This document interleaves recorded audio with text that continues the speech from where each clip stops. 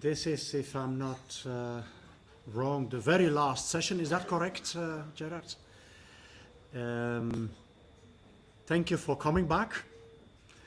We will try to make this last session as interactive as possible to make sure that you really can take something with you from this last session as well. The previous session was fascinating. I really liked it. I am Zelderlo, Secretary General of ESPD. ESPD is the European Association of Service Providers for Persons with Disabilities. But that is not what we will discuss here this morning.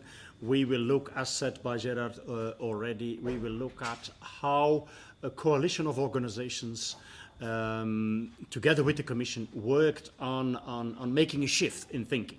And we have three top-class speakers with us that will bring different views, different aspects of this process. Before starting, I would like to thank the consortium of universities and Gerard, of course, for allowing me to be part of this dream project, which is a fascinating, a fantastic idea. I'm a bit jealous that it didn't come out of my little brain. It is a fantastic idea, and I have a little message for the PhD students. Dear students, make sure that you keep on pushing the old dinosaurs that we are.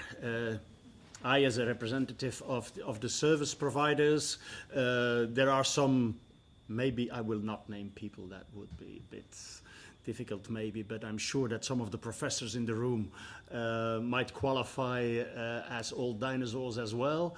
And it is your role, I think, as PhD students to push us and in a few years challenge our positions. Challenge our positions and take over, because you're the leaders of the future.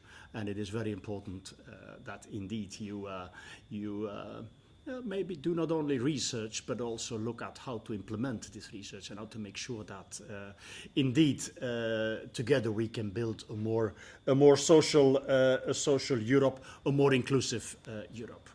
So challenge us in the years to come. So in this session, we look at this coalition of NGOs that, in close cooperation with the Commission and with other international bodies, worked on changing the views, the policies, and the legal frameworks with regard to the structural funds. And Susan will bring a technical, I'm sure very interesting presentation on how this structural funds machinery works and how the legal framework is redesigned and indeed allows us to promote in a much better way than previously, to promote community living and deinstitutionalization. Before handing over to her, 2 minutes on the history of this very somewhat strange coalition of NGOs. It all started 5 years ago, and the initiative for this coalition was taken by Mr. Jan Jarab, who is now the European representative of the Human Rights Commissioner of the United Nations.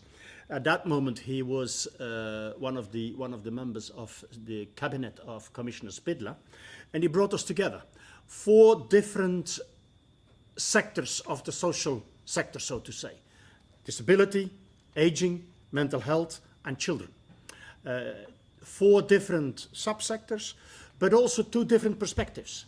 There were advocacy organizations for the disability sector, DPOs, but also support providers for the disability field, ESPD, my organization, as a network of service providers.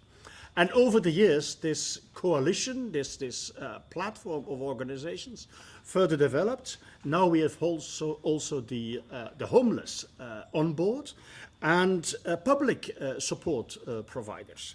And on top of that, we now have 2 UN bodies in this coalition, UNICEF and the Office of the Human Rights High Commissioner.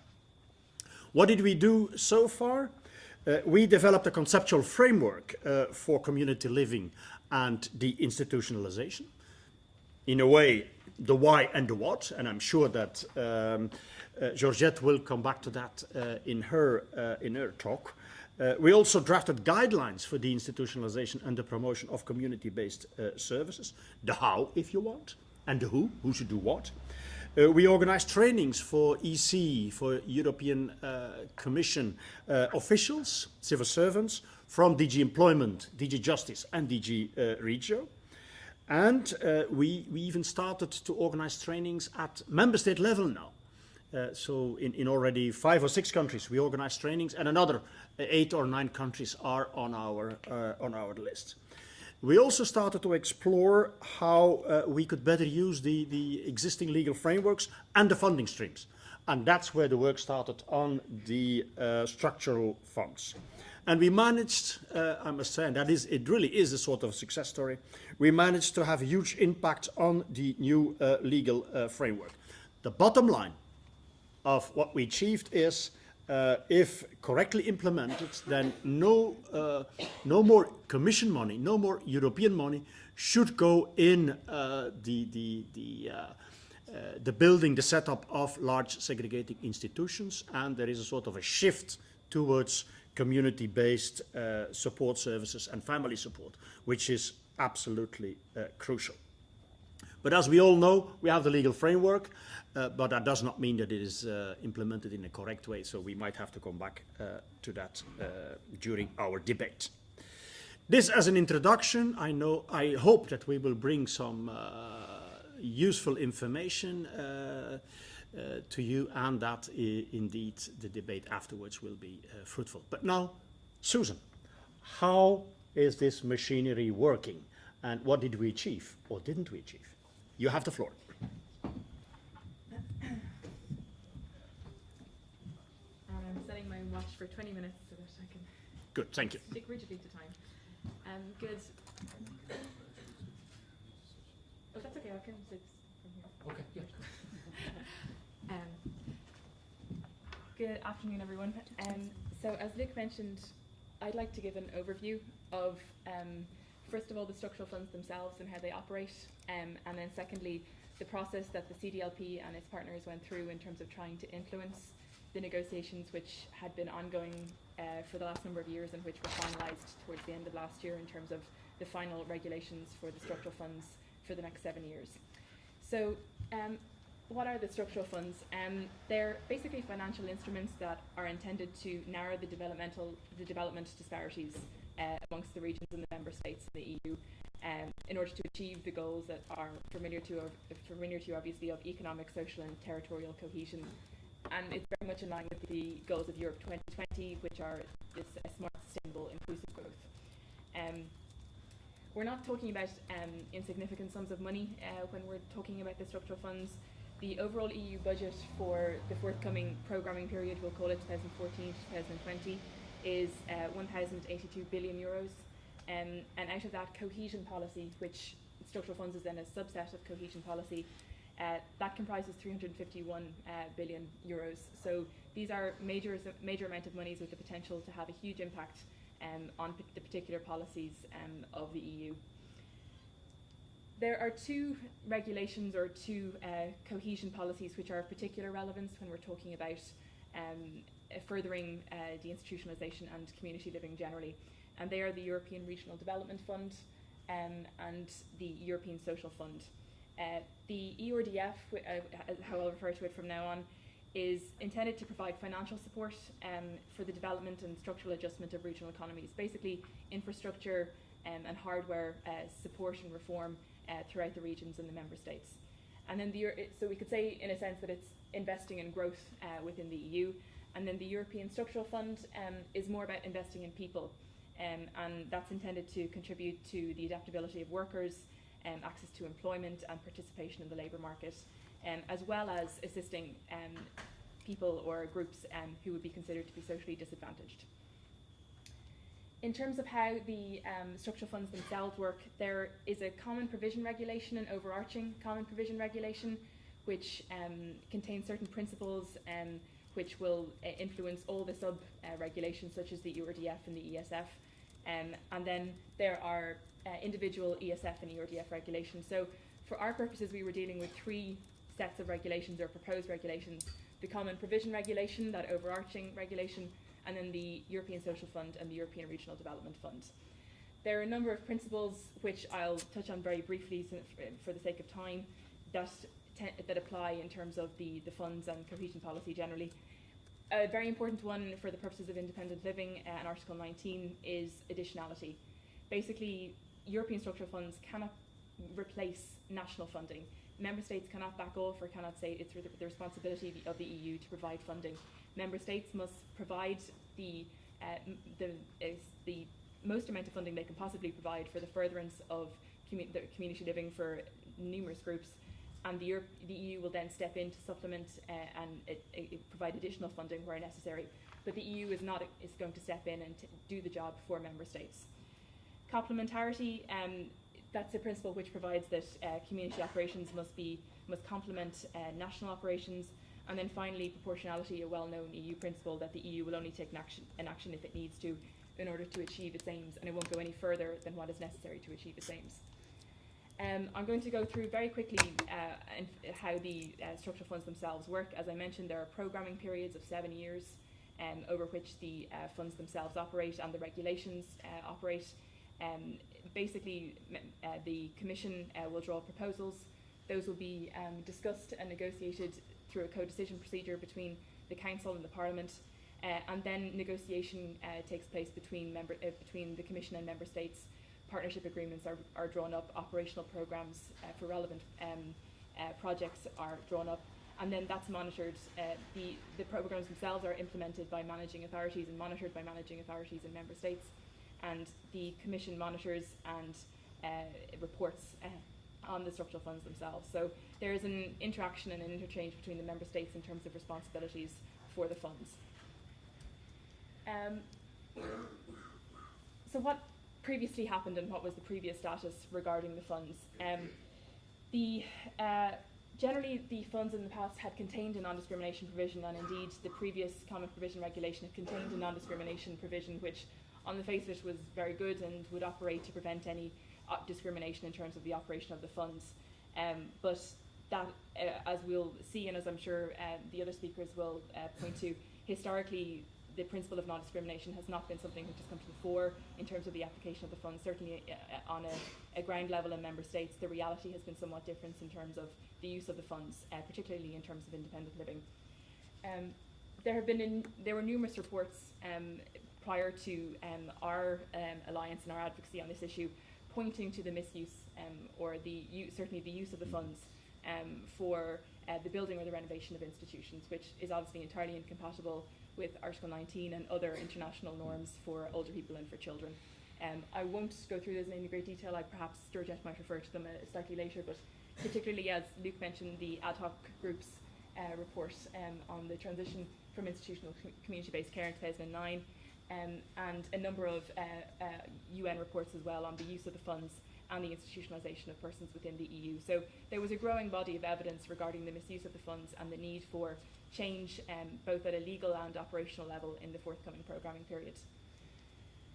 The game changer then, as I'm sure you're all can all anticipate, is the ratification of the CRPD by the EU in December 2010. This placed the funds in an extremely different light in terms of how they would operate in the next programming period, and the obligations both of the EU and the Member States in terms of applying the funds and the types of projects and programmes that they would fund with the cohesion funding. So I think I'll go very quickly through. You'll be aware the EU confirmed the CRPD in 2010, and within the Council decision confirming the CRPD, or the accompanying the confirmation of the CRPD, the EU outlined a number of competences which it had, one of which referred to the Common Provisions Regulations of the structural funds. So in this sense, it was beyond doubt at this point that as the EU confirmed the convention and it took upon itself the responsibility for implementing the CRPD, it specifically referenced the structural funds as being an instrument which was relevant to carrying out its obligations under the CRPD insofar as its competence allowed it to. So There's a lot more detail that could be gone into, but suffice to say that there was a recognition that the structural funds were relevant in terms of the EU's obligations under the CRPD. Very briefly, going through Article 19, in terms of the right of persons with disabilities in particular to live independently and being included in the community.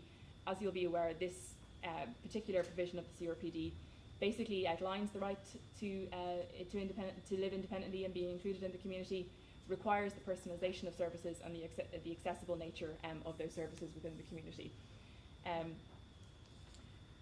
I'll let Georgette go through the rights of children and how that was relevant in terms the rights of children to live in the community and how that's relevant to the structural funds, and Louise for older people. To move on then to the actual body of work which we were doing ourselves, which were the negotiations for the regulations, which would run from 2014 to 2020. Those began with the publication in October 2011 of the proposed regulations for that programming period by the Commission. And based on that, Professor Quinn and myself were asked to prepare a report for the United Nations Office of the High Commissioner for Human Rights on the particular minimum conditions necessary to achieve positive outcomes for the EU structural funds in enabling both Member States and the EU to implement Article 19 in particular. So our study strongly supported the logic and reasoning of the European Commission's inclusion of ex-ante conditionalities, and ex-ante conditionalities are what we're really going to focus on here in terms of our advocacy efforts and where we saw the most possibility for the positive use of the funds into the future. And I'll go into some detail regarding the ex-ante conditionalities now, should I say, excuse me. There were two ex-ante conditionalities which were contained in that common provisions regulation, the one which influences both the individual ESF and EURDF regulation, which were relevant. When we talk about ex-ante conditionalities, we're talking about a particular requirement that a member state must meet in order to receive funding. There's a particular action or particular measure which member states must take. They must prove to the Commission in advance of receiving funding that they've complied with this requirement in order to receive money. So this is really a gate through which member states must pass in order to access any structural funds. There were two which were of real relevance in terms of ensuring that the structural funds would be used in a manner consistent with the right to live independently and be included in the community. The first was, I suppose, less relevant than the second, while extremely important nonetheless. It was basically that member states would be required to demonstrate the existence of a mechanism which ensures effective implementation and application of the UN Convention on the Rights of Persons with Disabilities.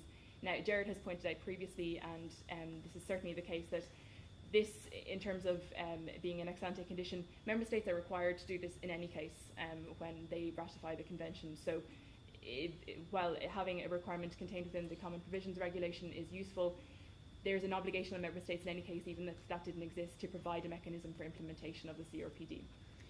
The second draft ex-ante conditionality, which was really is crucially important in terms of the right to live independently and included in the community, was one contained within the context of the title of Promoting Social Inclusion and Combating Poverty. There was a subcategory there called Active Inclusion, which was intended to ensure the integration of marginalised communities, including the Roma, but also other groups as well. And it called for the existence of a national anti-poverty reduction strategy. And then within the criteria for fulfilment of that particular action, there's a requirement that member states demonstrate measures for the shift from residential to community care. So this was very positive. The Commission itself, in October 2011, in these initial proposals for the regulations, produced a document which required member states to demonstrate in advance of receiving any funding that they were implementing measures to ensure the shift from residential to community-based care. And note here that there's no mention of this being simply for the benefit of people with disabilities. It's all-encompassing. It's a universal requirement that residential settings are no longer the norm, and that community-based care, the use of the word care there is perhaps slightly problematic. It's not ideal, but that this is really a crucial and a positive step by the Commission to place this at the fore in the initial proposals. And the fact that it was completely disability neutral and therefore could apply both to children and to older people as well, and any other groups which might be relevant.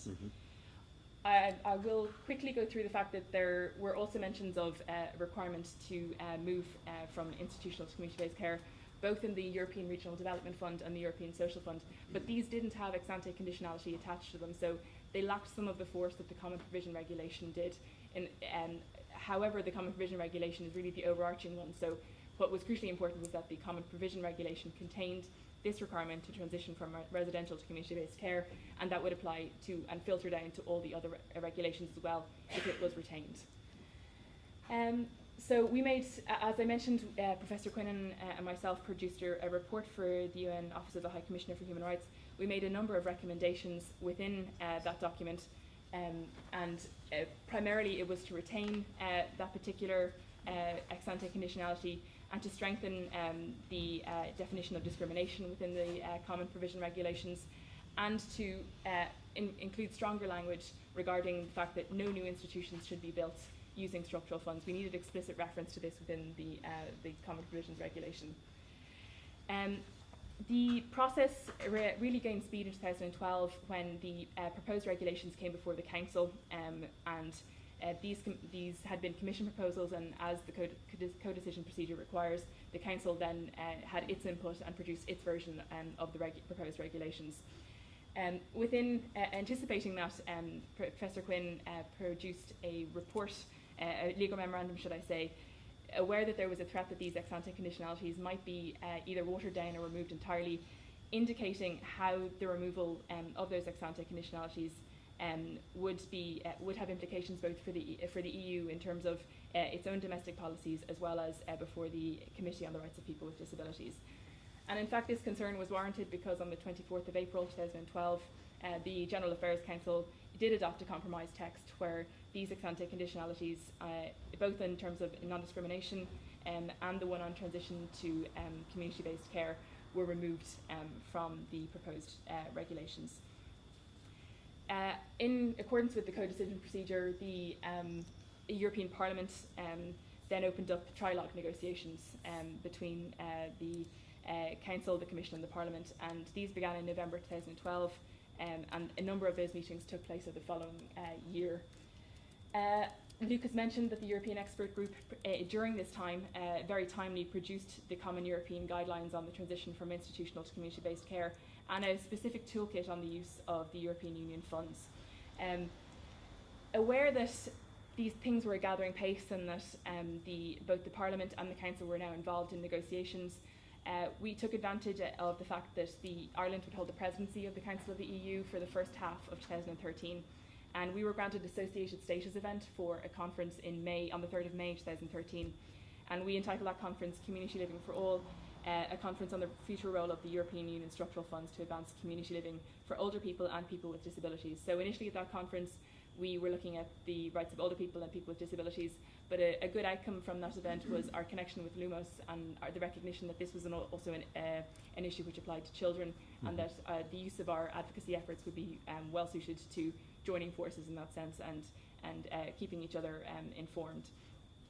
So that was that conference had ministerial presence and was funded by a number of philanthropies and other organisations. The Parliament itself has you'll probably be aware, has a procedure whereby its committees vote first and then the matter goes before the full Parliament for a plenary vote.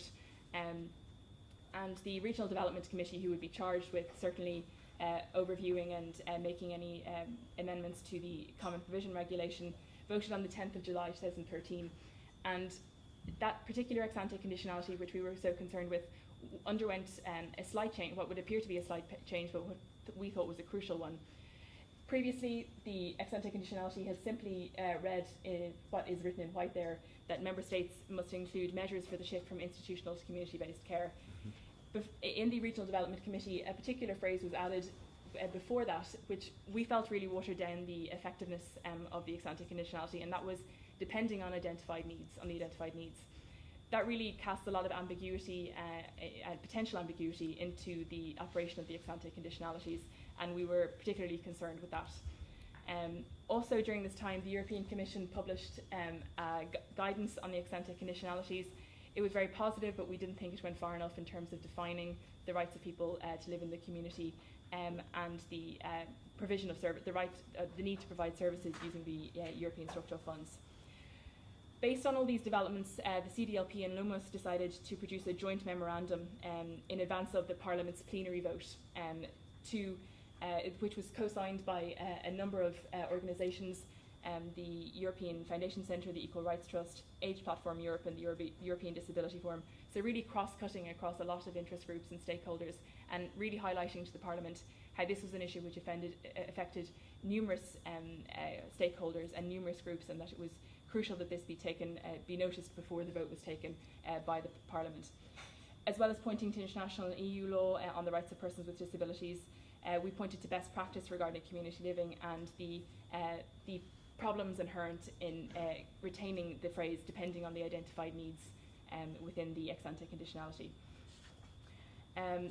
So we made two proposals in that joint memorandum to delete and replace some of the language in the criterion of fulfilment, basically suggesting language of our own, and also add clearer parameters on the criterion of fulfilment in the European Commission's draft guidance.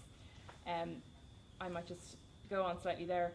This memo was circulated amongst both the Parliament members and the rapporteurs on the Regional Development Committee, and the assistance of particularly Mairead McGuinness MEP was incredibly useful in this. She publicly highlighted the fact that an ambiguous text without a firm and clear guidance could undermine the transition to community-based services. So really building alliances with this particular MEP, who did incredibly positive work, and ensured that a real voice was given in the Parliament to this issue.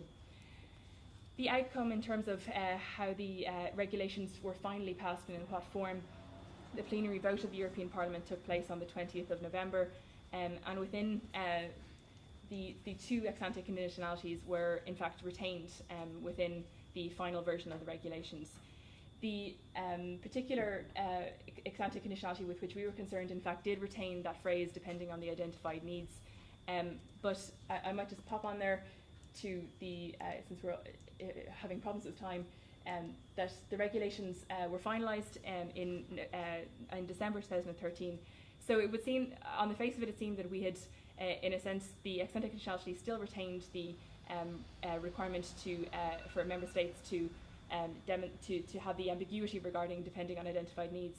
However, a very positive development was the publication in January of this year of draft thematic guidance on the transition from institutional to community-based care. This is intended to be used by desk officers in the Commission when they're looking at projects or indeed operational programmes which might be funded by the European structural funds. And this contains, the Commission really brings through some very positive language in terms of guidance for the use of the funds.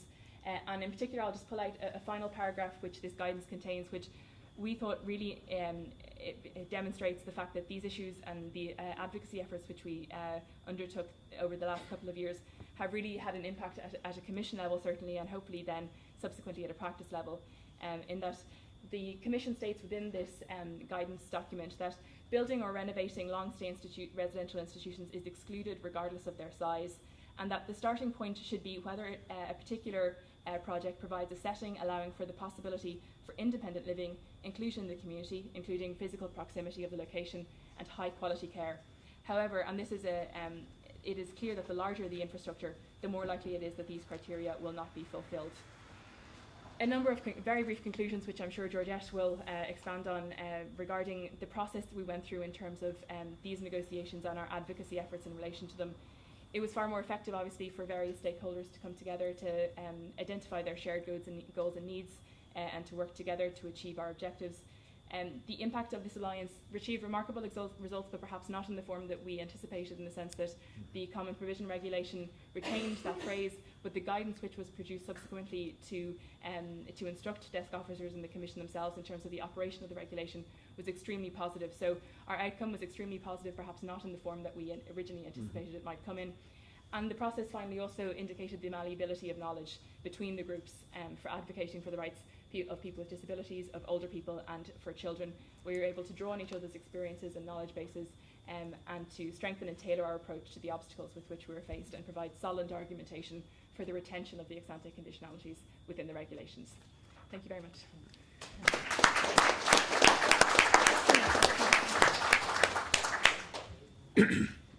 Thank you very much, Suzanne. You managed to explain a rather complex set of policy instruments, legal frameworks, lobby activities, and so on in 20 minutes. And thank you. Sorry for pushing a little bit of pressure on you. I have 2 questions for you, but you don't have to reply now. You can do that after the different presentations. How can we make better, more efficient use of the partnership principle, which is in the framework? How can we use that? Because member states are obliged to work in partnership with civil society, and that is not, we did not fully explore the potential of that, I think. And my second question is, you rightly opened your presentation by saying that the structural funds, in fact, are tools to implement the 2020 strategy. The instrument to monitor the 2020 strategy is the European semester. How can we better use the European semester? How can we make sure that the European Commission gives the right country-specific recommendations? It's very interesting to look at the country-specific recommendations. There are many country-specific recommendations which are very relevant for the social services sector and for how we further develop social protection schemes. So how can we better use that, and how can we build on these new instruments that are made available to us? Thank you very much again. We come back to these questions later on. Before starting the discussion, we should maybe better understand how this coalition functioned and what the role was of the different actors. And to explain that, we have the director of LUMOS here with us. And yesterday evening, after enjoying some of the Icelandic schnapps, we decided not to go for death by PowerPoint, but for a more interactive approach. And we discussed about a few questions. So we will do this in a sort of an interview style, if you allow us. And if not, we do it anyway, okay? Georgette, you're Irish, aren't you? I am indeed. Does this work? It Great. works, yes. Yes. So for you, it's a sort of a match played at home. It is, and it's a pleasure to be home. For people who don't know, I used to live in Galway. And in fact, the house I stayed in was just across the lake from where we were last night on the veranda. So I was really enjoying revisiting memories from 18 years ago. But, yeah. Wonderful, but we are not to discuss that. We are not here to discuss that. LUMOS, what kind of an organization is that, and why is an organization such as LUMOS involved in this lobby work, this policy work, in this attempt to change the legal framework around the structural funds? So LUMOS has a mission which is to end the institutionalisation of children globally by 2050. It's a big mission, and it's of course not something that any organisation does on its own. We see ourselves as a driving force, a catalyst, and we see ourselves as working and having to work in very close partnership with many, many different actors in order to achieve this. When we say children, we include all children, and so that means also children with disabilities. Some people involved in deinstitutionalisation of children do not include disabled children in that agenda, so it's very important to us.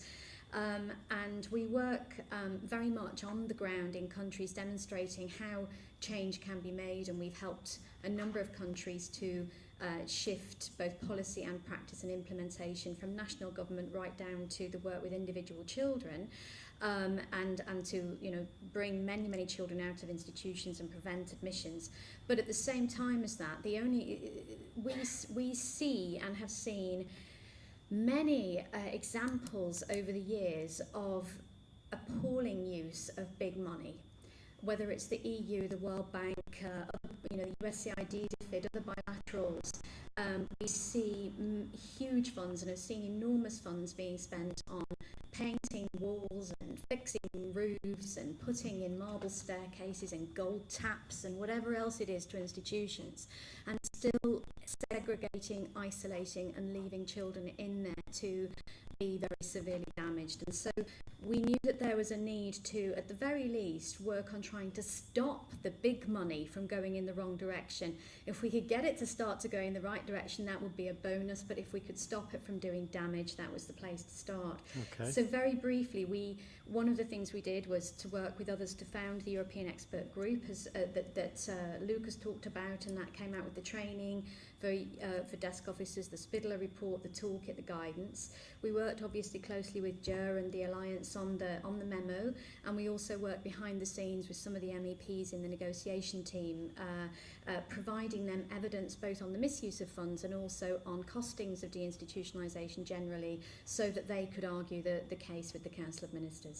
Yeah, I understand, but isn't, especially for children, for so-called vulnerable children, isn't high quality care in a medical facility or in a hospital for children, isn't that better than the risk to live in society? Why this emphasis on deinstitutionalization?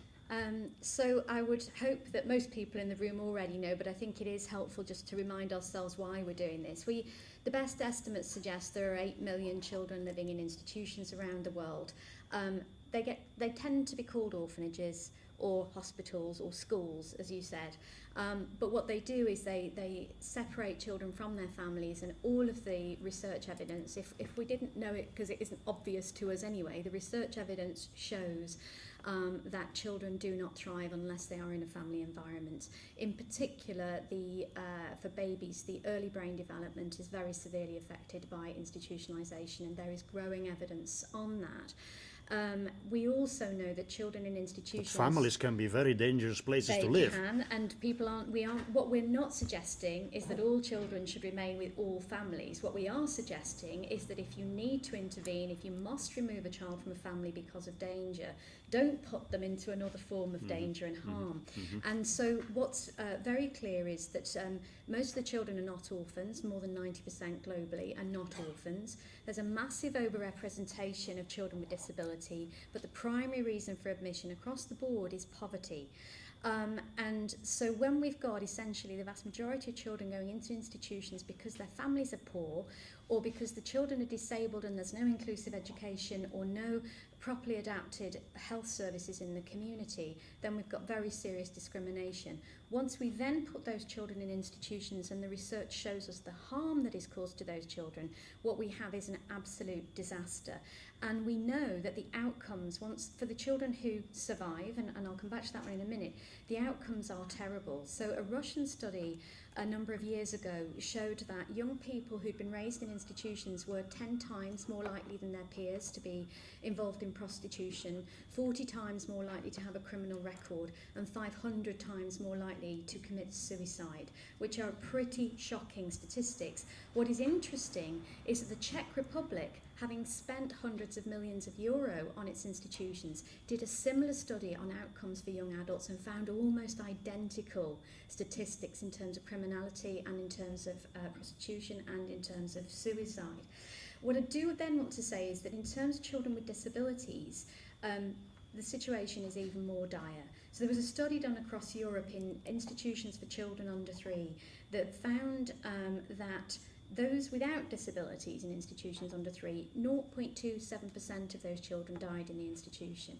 Those with disabilities, 26% died in the institution. So the kids with disabilities were 100 times more likely to be dying in the baby institutions than those without. And those who survived, the children with disabilities, nearly all, it was more than 90-odd%, went into adult institutions where they stayed till their death. So institutionalisation essentially is a life sentence and sometimes a death sentence for children. So actually the bottom line of what you're saying is there's a lot of money spent in the wrong way and the outcomes are not what they should be. That's exactly Is that right. why you focus on the funding streams That's instead of approaching it from the human rights agenda only? Yes. So the it does sound interesting that I think that we focus so much on money, but there are a number of reasons. And so if we look at what has happened with the structural funds over the last decade, there was supposed to be a way of ensuring social solidarity, of helping countries that are more disadvantaged to come up to the same level of us as other countries in terms of the way we treat our citizens. But actually, much of the structural funds went to countries that were in the former Eastern Bloc, and that there was a sort of perfect storm created, because these are countries that had traditionally relied very heavily on institutions and had very little recent tradition of civil society and self-advocacy to challenge that. The funds are massive, hundreds of millions of euros, and they were going to countries where there was essentially very little concept of value for money in terms of how you invest your funds, because you come from a planned economy, and it wasn't really in people's DNA, and also from a background of autocracy and initiative being punished. You add to that very low salaries that you can't afford to feed your own family on, and a large tolerance to corruption in many of those countries, and you essentially have this perfect storm. And so what I think happens at the same time as that, and this is a very pragmatic and easy one, anyone who knows much about the way corruption operates know that building programs are a really easy place to hide big money. The second issue is about throwing too much money at a problem can actually make it really difficult to develop an individualised approach, and I might come back to that later. But the third one that's most important, I think, is that misspent money isn't just wasted money, it's doing damage. And that ruins and sometimes takes the lives of children who are extremely vulnerable and voiceless. And I just want to give you two little examples of that. One is an institution in Bulgaria where 140,000 euro, which doesn't sound like a lot of money, had been allocated for deinstitutionalisation, was actually spent on renovating the building. 3 years later, that same institution, when we helped the Bulgarian government to do an assessment of children in that institution, more than half were dying of starvation and would have been dead within a year without intervention. And when we brought somebody in at the request of the Bulgarian government to try to turn the situation around, which we did, the first thing she did was observe meal times, and each child was being allocated 1 minute 20 seconds to be fed. I can't say to eat because it wasn't eating, it was being fed. And the director, when we talked, so that institution became a subject of a UN report on torture, rightly so, in spite of this money invested. And when we asked the director what she thought of the high mortality rate in the institution, she said, well, you need to understand these children are sent here to die. The average life expectancy of one of these children is 11 years.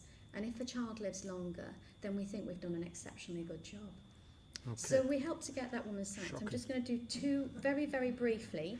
You think so? And yeah, very briefly. But we didn't agree on that yesterday evening, but okay. In the Czech Republic, in one county, 5.6 million euro was spent on renovating institutions, and practices that continued in those institutions. They look lovely, but the practices that continue are continued institutionalisation of babies, which by itself we know harms their early brain development, keeping children and adults with disabilities together with no thought to child protection issues, and keeping children who have been abused together with those who committed serious violent offences, again with no thought on child protection. So those are the reasons why, if we really want to realise the rights of these children, we've got to stop this money being used so badly and get it to go in the right direction. Yeah.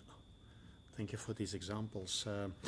Georgette, I think that we agree, and it was explained by Suzanne. I think that this coalition of organizations, NGOs, UN bodies, was indeed very successful. There is room for improvement, of course, looking at what we achieved vis-à-vis the structural funds. But what, according to your opinion, what were the key success factors? What are the key success factors for this coalition? I think the first and most important one was what has now become a buzzword, intersectionality. So before any of us had heard that word, we all realised we had to work together to make this work, and it was about identifying the commonalities between children, adults with disabilities, people with mental health problems, as well as older people, but at the same, but not obfuscating the differences, so not obscuring the differences, which is really important as well.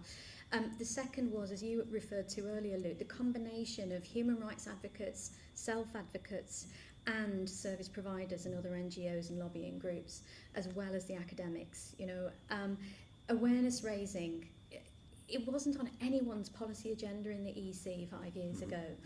And then coordination of the different approaches, so that what the EEG was doing together with what we were all doing on the memo was all working together and coordinated and sharing with each other. I think it was about providing the solution and not just the problem. So we were saying how you can put this right, not just that this is a problem. And I also think that the work that the centre here did on the interpretation of the CRPD in relation to the European regulations was very important. So we heard, you know, when we'd done the awareness raising and got EU colleagues, EC colleagues to agree that actually they've been doing the wrong thing, which is a hard thing for people to accept, they were then saying to us, okay, we know it's wrong, but we can't hold member states to account unless it's technically illegal. And so the legal opinion from here was so important in terms of getting those leverages in place. Attention to detail. I mean, what Suzanne just went through, we had to get the detail right, because unfortunately, as always, the devil is in the detail, and it is where the money goes in the wrong direction. Responsiveness during the process. So again, we had to change tack on a number of occasions, and we had to respond to the negotiating teams involved around the regulations. And I think I would just summarise that by saying it was a multiplicity of actions. So it wasn't just a pincer movement, it was basically a kettling. We had to attack it from every area around. Sorry to use a war metaphor, but there you go. It feels like war sometimes. Thank you very much, Georgette. A question for you, but feel free to think about it. We have now this new regulation, this new legal framework. What are the challenges? What are the risks? Maybe we can come back to that after the last intervention. But please, a warm applause to thank Georgette for her input. Thank you. It was mentioned already this morning. Gerard stressed it again at the end of the previous session. The full involvement, correct involvement of the people themselves is crucial. And that's where our next speaker will focus on. Louise Richardson represents the H platform here, and she will explain how the H platform tries to make sure that seniors in society are involved in the relevant debates. Please, Louise, you have the floor. What do I click to get this? Okay, that's fine.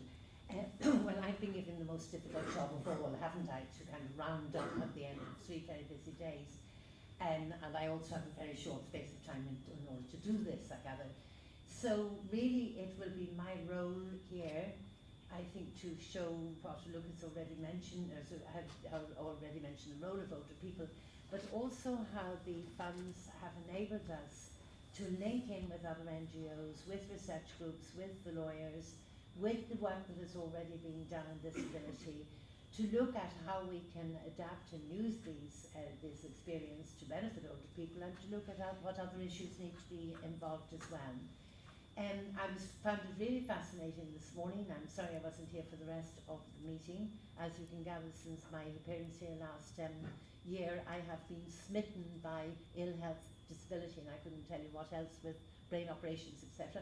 But here I am, having come down by train with my stick and with my things, so I'm still part of the people who are involved in the questioning. But what I found interesting this morning was listening to the 4 speakers. I mean, and I would like to have made a comment, not a question, so it wasn't relevant this morning, about how they all wanted their research to do good, you know, to be positive. And the other thing which did strike me was that in all of this discussion about values and words and facts, etc., it was that the emphasis this morning hadn't been on the ordinary people involved being engaged. Now, I know that was talked about before, but that is going to be just my role in a very brief talk this morning. I'm going to zap through my long talk, because I thought I was going to have to talk for longer, and to say who and what we are, okay? Just for those of you who don't know, I mean, Age Platform is a self-advocacy network. It represents more than 40 million older people throughout the EU 28. And the two purposes that we really have is one, that we will become the aim of allowing older people to have their say, to be the voice in policy making. And the other is to have it in the context that it is towards a society for all ages, not just for people as they are older, but for all of us as we grow old. I'm going to whip through the next few things here, okay, just about dependency and autonomy, and the whole thing about the way people's attitudes change towards this as we grow older, and how there are problems in some of the national countries about how people deal with people as they reach a certain age, regardless of their ability, their capabilities, their ability to have an influence in what's going on. And I give the examples of Greece, since we were mentioned this morning, that if you become disabled after your retirement age, you do not qualify for disability pension, okay? But that doesn't only happen in Greece, it happens in France, in Germany, in Belgium, and many other countries, okay? And therefore, like, I mean, being old, being disabled, blah, blah, I mean, they're not being linked together. I mean, they're not being made for people's quality of life. It means also, I will just read out a little bit here, that our culture, our laws and policies accept that autonomy decreases with age, and that the older the person, the more vulnerable, the more passive, and the less self-reliable, and the less autonomous he or she becomes. But I'm saying this is the specificity of age, okay? And I'm afraid that in this case, it is one of the cases that the CRPD does not actually cover the context of aging. We need to be able to make sure that those things are dealt with.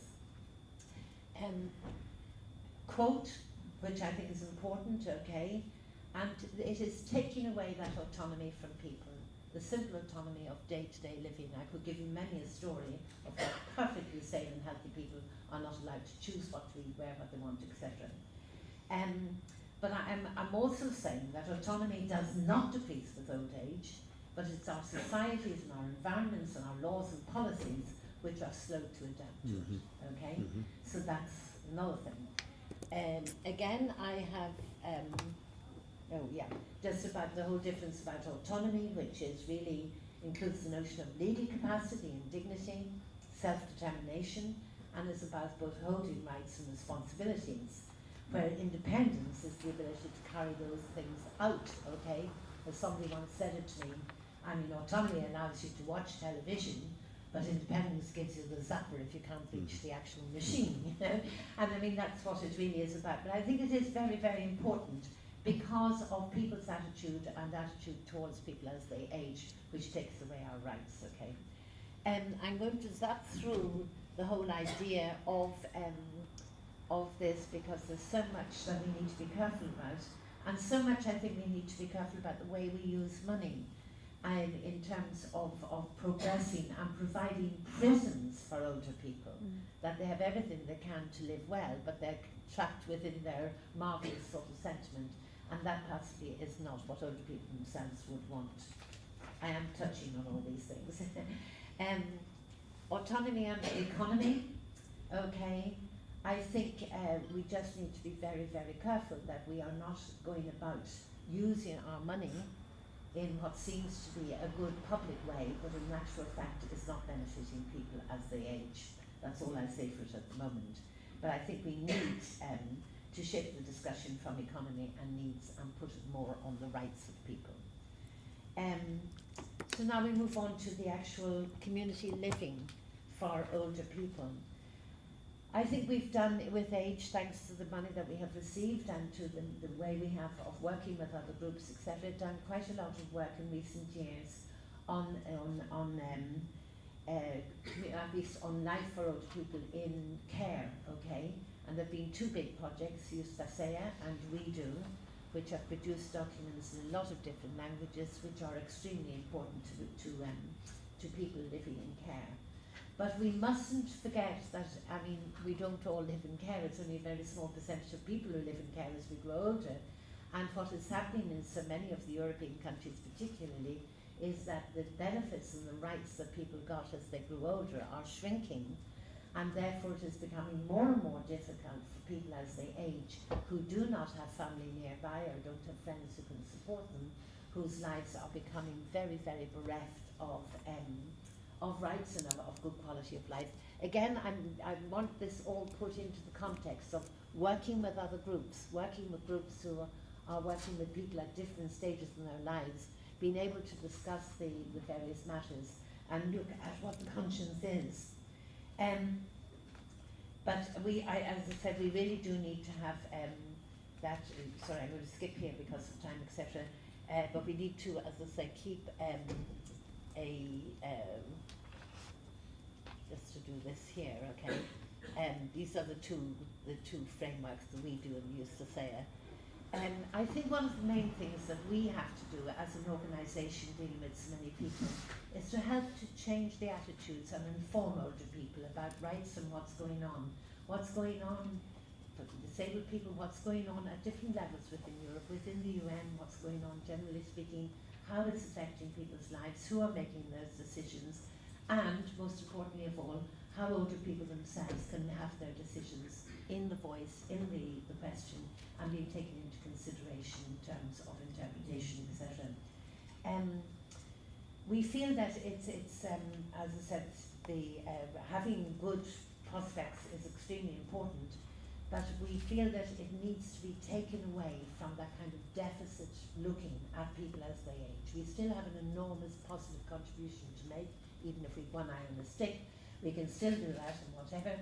And it is really, really important that that we learn a lot from what happened in the work that you did in the CRPP, where you had people with disabilities involved in the discussion, where you had all sorts of ranges being brought in, and we need to get that sort of interpretation into the older people.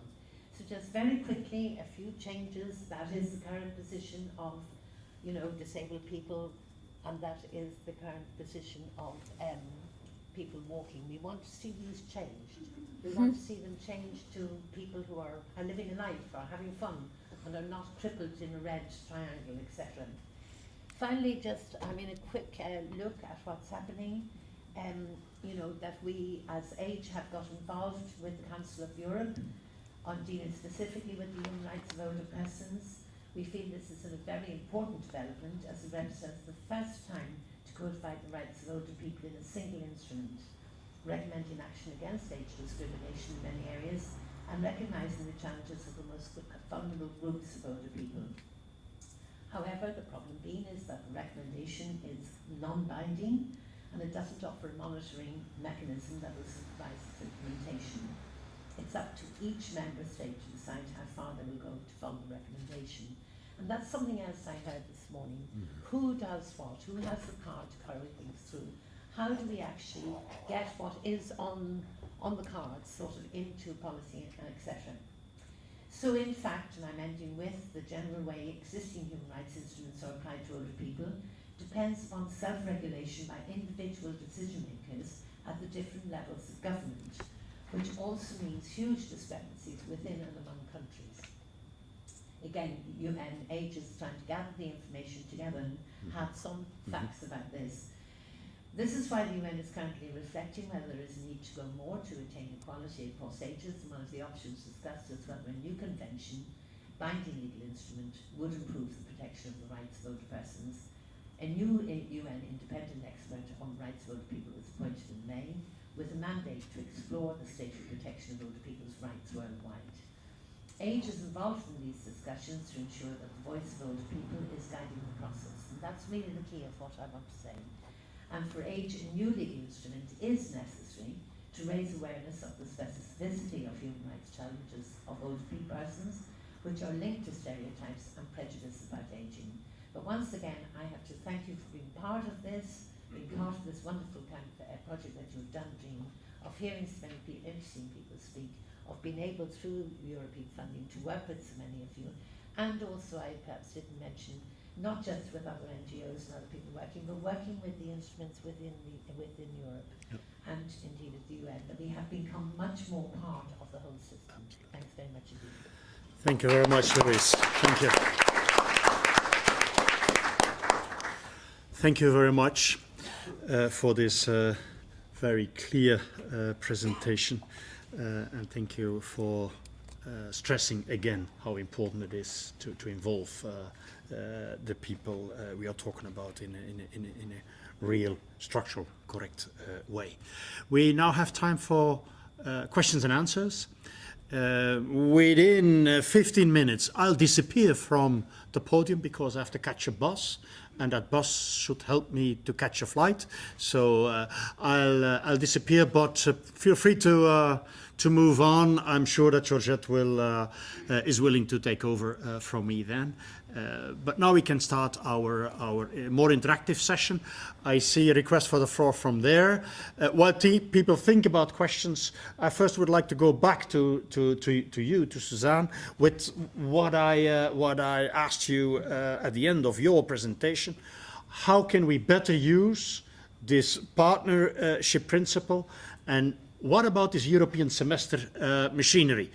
Maybe first Suzanne, and then we go to the audience. Please. So I think the answer to both of your questions, both in terms of the partnership principle, which is a guiding principle within the cohesion policy and the structural funds, in terms of the involvement both of member states with the Commission, but also civil society actors, employers, and so forth, in both the initial negotiation of the funds and their implementation in the programming period. The answer to both of those questions regarding the European semester as well is awareness raising regarding the ability of civil society actors and stakeholders and self-advocacy groups to become involved in the process, both during the negotiations, during the drawing up of the partnership agreement between the member states and the European Commission, and also in the monitoring and implementation of various programmes. There is scope within the regulations for civil society to be involved at all levels in terms of the use of the structural funds, both in terms of drawing up the partnership agreements, the operational programmes, which are then give overarching themes for individual projects which member states might fund. There is potential for self-advocacy groups and civil society to be members of the managing authorities in various member states. These are crucial bodies which oversee the real on-the-ground application of the funds, and there is huge potential for people, when awareness is brought to, I'm not sure that people are aware, in fact, of their ability to engage in the process of structural funds. It seems like something very ambiguous and ethereal at an EU level. There are no sanctions. Precisely. Although we're hoping now that at least with the requirement for ex ante conditionality to be complied with, that will provide some, guidance and responsibility on member states to behave in a manner which is consistent with international obligations. The European semester, this yearly review of European spends where member states must report, and there is an analysis at European level. Again, there is a possibility there at the reporting stage and at the assessment stage for stakeholders to have their voice heard, and there are outlets which I think perhaps you're more familiar with than I am, Luke, in terms of involvement by stakeholders and persons with disabilities, older persons, children's rights groups, to positively affect the assessment which is done in European spending in each semester, and how that can be improved in forthcoming periods. And the structural funds are a key part of that, and that would be a really crucial issue for particular interested groups to become more involved in and aware of, in terms of how they can affect change and a positive outcome in the following 7 years. Okay, thank you for that. For those that are interested, we are setting up a sort of a similar coalition now, such as the DI expert group. We now also have set up a network of NGOs that works on the European semester. So if you want to know more about that, feel free to contact me or somebody else, because I think that we are doing very important work together now. From Europe to the States, all this must sound a bit weird to you, no? Canada. Oops. Sorry? Canada. Canada. Oh, you're in trouble. I'm in trouble again. Okay. Well, we all have our problems, no? I mean, this is very impressive and very exciting. I guess one question that I would have is how much you're thinking beyond deinstitutionalization to the community development that has to go on within communities, because I think what we've seen happen in some deinstitutionalization initiatives is that a new segregated system is built up in the community. So at what point do people interested in early childhood education become involved, and how do you make sure that there's inclusive early childhood education, both for the children leaving the institutions but also for the next generation? when do you start working with the education systems to make sure that there's inclusive education? And what kind of support is going to be available to the families, whether it's natural families or substitute families, because these children are going to be coming back to communities that aren't used to having kids with disabilities in them, and there's going to have to be a lot of work and investment. So I guess I'm just curious to know how far you're ahead you're planning and how much you're thinking about not only getting the kids out, but what kind of communities they're going to be able to live in. Okay, that's a question for LUMOS, I suppose, but I think that the most powerful instrument to avoid institutionalization is not institutionalizing children. Keep them in the families. I think this is a really important point, and when we discussed with the, in the very early days of developing the regulations with the European Commission and the guidance around that, the education was completely missing from what the European Commission were looking at. They were focused very much on health services and on social services, and we managed to say, hold on a minute, you have to put education into this as well. In terms of LUMOS and our approach, it's very much about helping a country and a community to first of all strengthen and make more accessible the universal services, so the health, education and the social services, and inclusive education is a massive part of that, particularly, for example, in countries in Central and Eastern Europe. If we look at Moldova, for example, 60% of the children who were in institutions were in residential special schools because of no inclusive education in the community. So the development of an inclusive education strategy, policy, approach was vital to getting the children back to their families, alongside the social support services to the families, and then at the same time as that, the need to strengthen and link together the community nurses and family doctors together with community social workers, so that there's joint intervention and approach where there is an identification of very vulnerable young children, whether that's a specific social vulnerability or whether it's because there's a disability or a health issue in the family. So we, from our perspective as an organisation, deinstitutionalisation actually means three key things. It's the development of those community-based approaches that ensure children don't go into institutions, but also are included in their communities and are accessing their full range of rights, all children.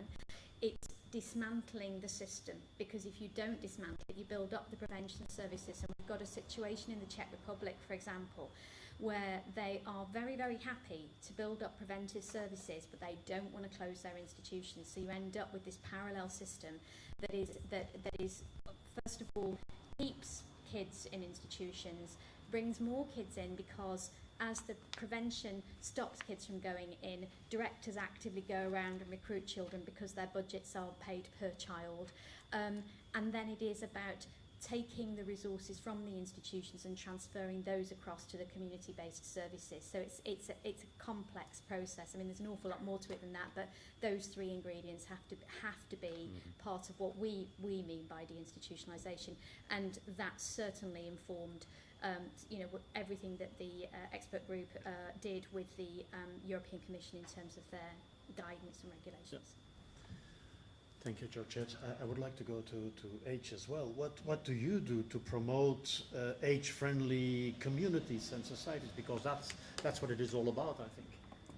Yeah, well, I'm afraid this is a problem. As I say, a lot of work has been done throughout in different countries of Europe at different levels, so there was a great move towards trying to get some community services involved. We come back to a question this morning, about people, about aging and disability being seen as health problems and being seen as social life problems, and people's lives not being taken into consideration about this. What I mentioned very briefly in my talk was that a lot of the benefits that have been coming out to improve lives of older people have been quietly being drawn away in countries that are impoverished at the moment. It is a big problem because a very large number of older people are actually suffering from poverty, and increasing poverty as they get older. If they are on state pensions or on small pensions, they do not have extra money, and they are people who are dependent on some carers to support their lives find it extremely difficult to qualify for state caring, which is very limited, for instance, in Ireland in terms grams at the time you get it, etc., and is not discriminated. We were speaking about this last night, Georgette and myself, how, say for instance, if you have an operation, you may need some care for a short while after your operation, and then you don't need it anymore, okay? But there are not those adaptabilities being applied to people unless you're actually paying for them. And paying for them is sometimes quite difficult to get suitable people. So look, there are an enormous number of situations here to be dealt with. And it all comes back, I think, to what I was talking about earlier and what we've been trying to do in the way things are moving forward, is to get hold of the people themselves and you people who are speaking on behalf and for younger people and people with disability, to look at what the care is that is required, to look at the adaptability of care that is required as people age, to look at sort of how it can be managed within the social system so it is accessible to people as they need it. But I have to say, things in Ireland at the moment, I'm speaking just as somebody who knows from various reasons, are very, very difficult for a lot of people to get the actual community care that they need where they want it. It's just not there. You don't have the personnel, you don't have access, it isn't there to have it. And unless you have a caring family person who knows the right people in the right place, you can be in really, really serious difficulty. So sorry, it's not a good question, and I haven't got a good answer for it. Thank you. Okay, thank you. I'm sure there are more questions, but I have to leave. Georgette will take over. I really enjoyed it being here with you, and I hope that you liked this last session as well. As I said already, a real pleasure for me to be here with you. I should have maybe apologized for my somewhat Arafatish English, but I'm sure that is not a major problem at this stage. Thank you for being here. Thank you for inviting me. And now I hand over to Georgette with that question on, we have now this new regulation. It is quite good. It's not the best possible, but it is quite good. It allows us to further promote the institutionalization, community-based services, family support, and so on. But what are the challenges in the years to come? Georgette, please. Thank you. Bye-bye.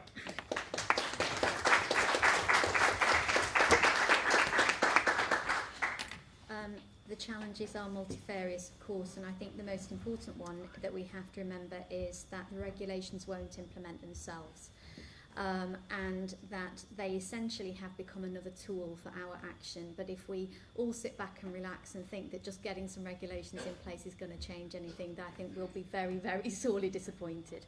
So one of the challenges with that, one of the problems with that, is that we're not actually starting from zero, we're starting from a negative point. Because so much money has been thrown at renovating and building institutions, it is very, very difficult to persuade governments, communities, everybody who's been involved in that process to do something very different. It is like turning an absolutely huge ship. Let's just hope it's not the Titanic. I think that there are a number of other really important issues in terms of getting these regulations implemented. And one is about getting countries that have been spending lots of money on institutions to understand individual need, individual rights, and programming that responds to those. Institutions, by definition, suppress individuality. Any of us who've been in them will know and will see that as we go in. All autonomy, all sense of identity is taken away from the person. So the process of actually supporting them to become involved in the community and to be included involves actually rebuilding identity and supporting people to, and that is a complex, individualised approach. It's very difficult for countries that have not been working like that to develop the professional capacity to do that well, at the same time as trying to administer very, very big budgets and do things too quickly. And then, even if we've got good programming and good intentions and good plans, there are real challenges in implementing regulations from the European Commission. And I'll just give you one simple example here. We want part of an individualised approach is actually involving the child or the adult in the institution in making decisions about what happens to them when they leave the institution. And one of the things that we do in terms of preparation particularly with children with intellectual disabilities who need a concrete understanding of what this change means, is they're involved in buying the duvet for their bed of the new family or place that they're going to live in. EU rules make that incredibly difficult because you've got to have a big contract to buy, 100,000 duvets or whatever it is, and they'll all have to be the same. And I know that sounds like a silly example, but there are so many areas where these massive regulations about huge, great, big budgets are almost impossible to translate into practice for individuals. So there are many other challenges, but those are some of the ones I wanted to raise. Do we have other questions? So Mindras, is it? Just my query is that how far are you successful in your goal or objective or something like that? And then again, what might be the effective strategy for the way forward or kind of things? That's very good. Does anybody, how far have we been effective in our goal? Would anybody like to, and what might be effective strategies for moving forward? As I said, incredibly briefly and quite rushed towards the end, I suppose we reached a middle ground in terms of our outcomes, but with huge potential for positive effect if a particular interpretation and implementation style is used in the forthcoming programming period. We have an ex-ante conditionality, which was our certainly the centre's focus, which certainly imposes some level of ambiguity, but which clearly states that there's a requirement to transition from institutional to community-based services. And we have this incredibly positive, and I think this is really quite a positive sign, this document published by the Commission early in January. Now obviously Commission guidance translated to the ground can take various different forms, but I think this document really outlines how the Commission itself has become aware of the shift in thinking and the shift in terms of the concept of community living and living independently, and the requirement, as Georgette said, for individualised services, accessible services, the involvement of the person themselves. Within this guidance feat, there are really very concrete examples of how the ESF and the ERDF can be used to come from that negative standpoint and really hopefully turn things around, or begin to turn things around in the forthcoming programming period. So I'd say at that level, while, as I said, our outcome perhaps took a different form than we first intended or anticipated, I would say that it was quite a success in terms of the outcome that we achieved, both in terms of the regulation and the follow-through that we're now seeing with the Commission, and hopefully at a member state level. I don't know if you have anything to add to that, Georgette. Maybe Louise has. Thank you. Jared, I think Jared has a question. Thanks.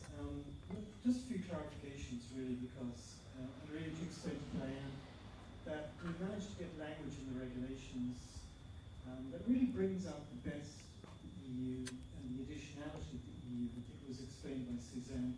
It's not there to do what the state is supposed to be doing. But because the transition process is extremely difficult in low-income countries, the funds should be optimally used to help them in the process of transition from institutions into the community. And we managed to do that.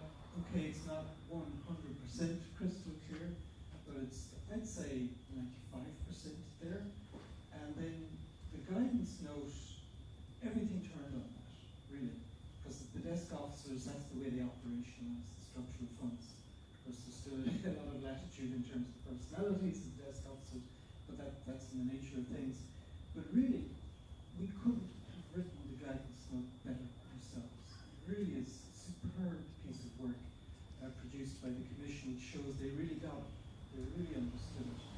To give you a practical example, one of the sticking points was, well, okay, we use the funds for transitioning into the community, no more funds to build institutions. Well, what about if we have an institution that's really awful, that the conditions in it are egregious, that they amount to degrading and inhuman treatment, maybe even torture? Surely we should use the funds to renovate those institutions. And we held the line, and we said, no, absolutely not. It's not the European Union that's responsible for that situation whereby that institution evolved the way it did. That's your responsibility in the member state. So the guidance note that says it 100% clear, no more money for renovations of institutions. Now the problem is, the flip side to closing down the institutions, which is the art and science of community living, it's not there yet. We don't have the nuts and bolts. We have isolated pockets of good practice and promising practice. Brilliant entities like Genio in this country, which is a philanthropy, a trust half funded by government and half funded by philanthropy. And one of the tricks now is to see how can we spread that knowledge and know how. It's not just knowledge, it's know-how. And to fill you in on the picture, the EU Fundamental Rights Agency has just launched a 3-year massive research project, which is not about the ideology of community living, it's about the nuts and bolts, how you go about doing it, and knowledge transfer to governments, and so on and so forth. And I would personally say there is a call on community living in Horizon 2020, I think for older people. I can't quite remember exactly what it is, but it's more about the medical determinants of community living. But I do see over the next 3-4 years a lot of research projects being funded at European level about how you put together the nuts and bolts to make this happen. So it's trending very, very positively, I would say. But still there are very bleak spots throughout Europe, which is a blot on our copybook. The other thing I would say is that one of the reasons why the coalition, I think, was successful is we're very respectful of each other. I mean, people in the older community have a very different conception of aging in place. I think if you excavate very deep, you'll find that at tectonic level our values coincide perfectly, but yet it's a kind of an iterative process of learning from each other. It's kind of a function of how bloody isolated we've been, and we haven't had the narrative shared between each other and so forth. And with respect to children, it was pointed out to me by Georgette through the process, and I never thought of it before, that a child can't live fully independently. It's reliant on the community around him or her. And so it's really a matter of putting in place family-like situations as distinct from institutional situations. So yeah, just thought I'd clarify. I'm conscious that we've run over time, but does anyone have any final questions? People must be getting very tired at this stage. Okay, I will just ask both Suzanne and Louise to very briefly, any final comments you might like to make or final points you'd like to add. I would add that perhaps due to a growing awareness and understanding and a critical mass of organisations lobbying and advocating regarding the necessity to use the structural funds correctly in this programming period, we've also seen recently the Ombudsman, Emily O'Reilly, taking an inquiry of her own initiative into the use of the structural funds. And the Commission is required, I think, by the end of September to reply. So this will provide, this is a real opportunity for some real in-depth analysis of the use of the funds, and I suppose a self-reflection by the Commission perhaps on points which perhaps hadn't come to light and which could be really beneficial for the forthcoming 7 years in terms of how the funds are used and their operation and the Commission's practice in that regard. So we're seeing lots of little pockets of hope, I think, both in the last number of years and this year as well. And this Ombudsman inquiry has great potential, I think, for opening a light onto the operation of the structural funds and how they've been used and perhaps misused. Thank you. Well, as I said, one of the oldest people here, I can say that I have seen tremendous progress happen in this whole area over the last years. And as a member of AGE and watching to see what has happened, where AGE was seen not so very many years ago, I mean, I was director of the YOP year in 1999, and we worked very much in isolation. And here we are, like 15 years later, working so much more collaboratively with all the other groups. So I would agree with what Jared has said, that we have learned so much from each other, from working collaboratively together. But I think also from working with the European institutions, with the research organisations, with universities, with other people, we realise how much work is being done, how much is on the ground, so that even things which aren't yet in practice, there's very positive groundstones being laid down on what would be a good way forward, what to work on and how to progress. But I will end on a very positive note that being involved even the level I am with a project like this, it is extremely positive to see how much work has been done, how much collaboration has taken place, how many really, really good people are putting their heart and soul into the depths of a problem such as age discrimination, discrimination should I say, such as human rights, such as making life better for people, and I can see it as a very positive way forward. Thank you.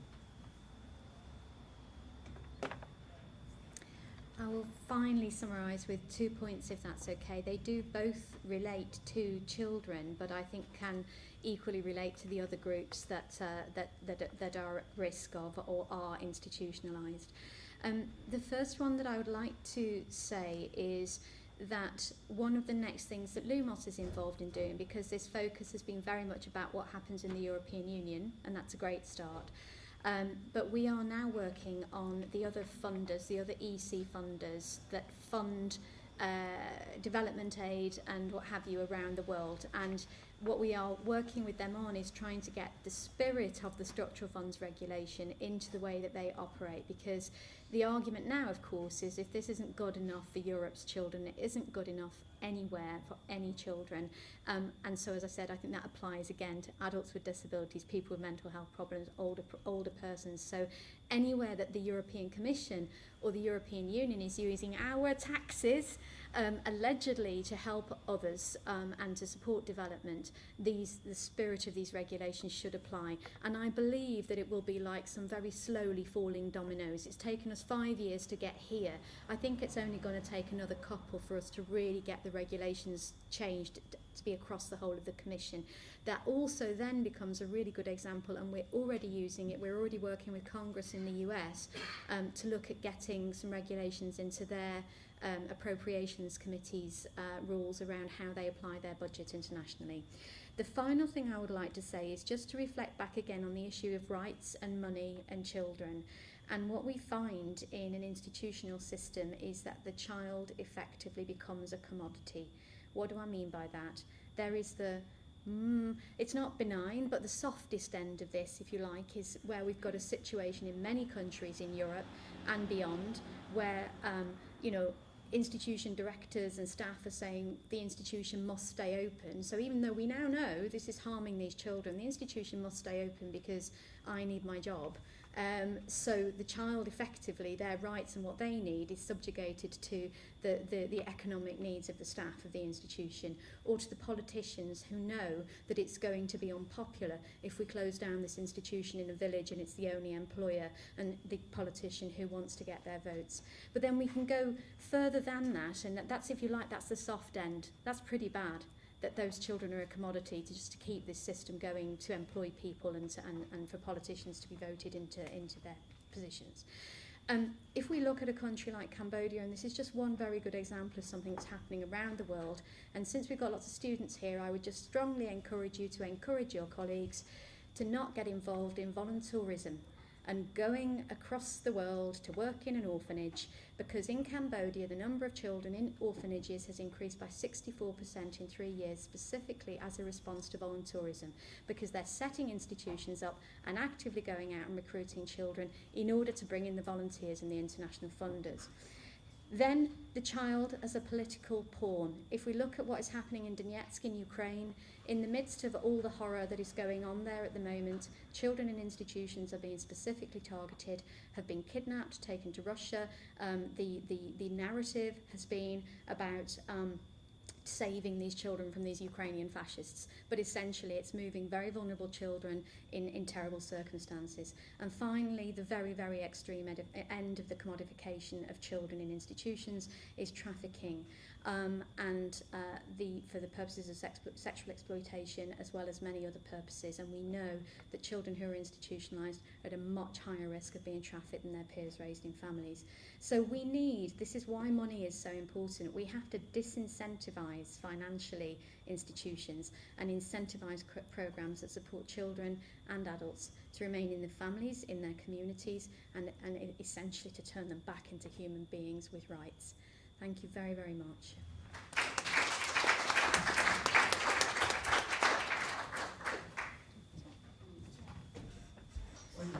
Oh. I almost thought British flag there, sorry about that. I did it.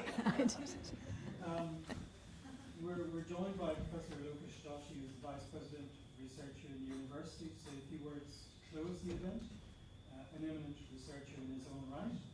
But before I do that, let me just say a few quick words. By the way, we're going to have lunch in the atrium because the restaurant is tied up with another big event. So I think it's out there ready for us. First of all, really have to thank Marie Kennedy because she's been the administrator par excellence, the tax person, the finance person, the pastoral care person, and actually mother to all of the ESRs and indeed to the PIs as well. So we want to really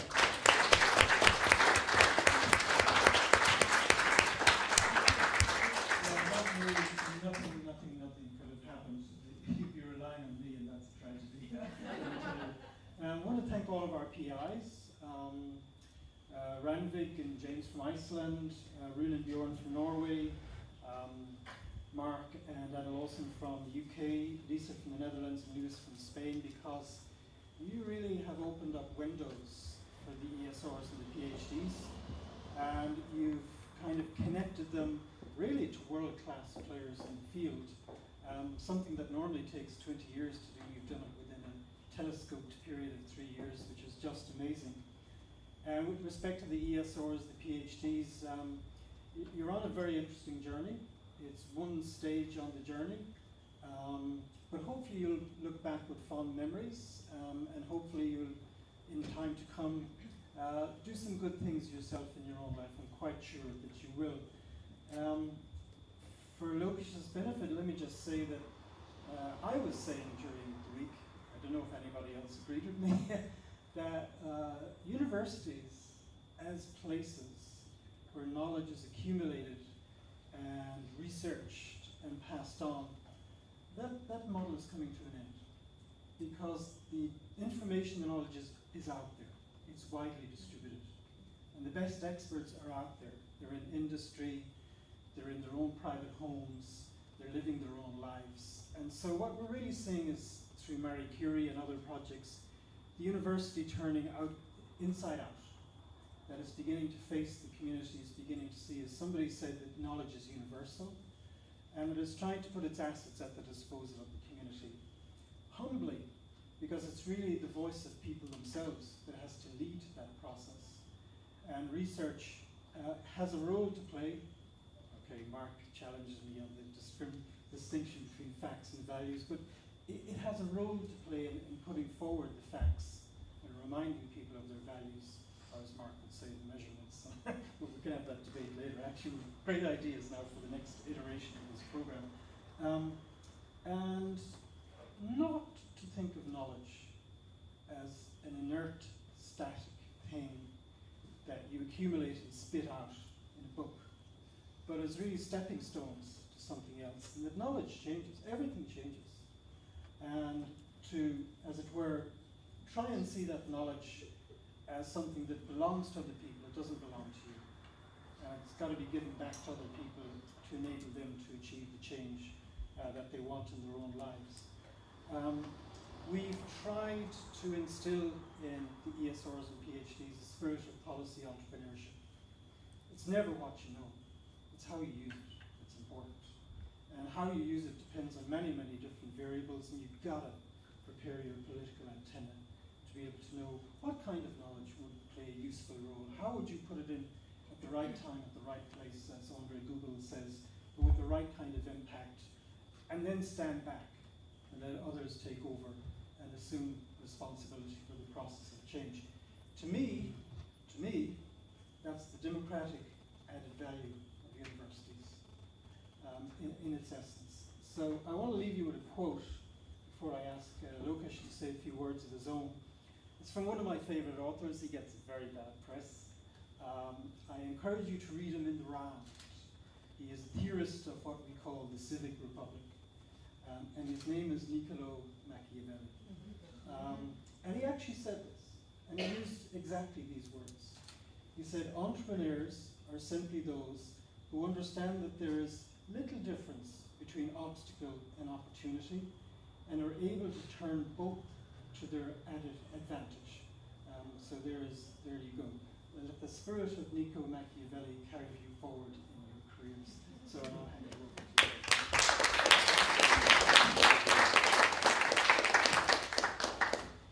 Thank you. It's an honor actually to be here.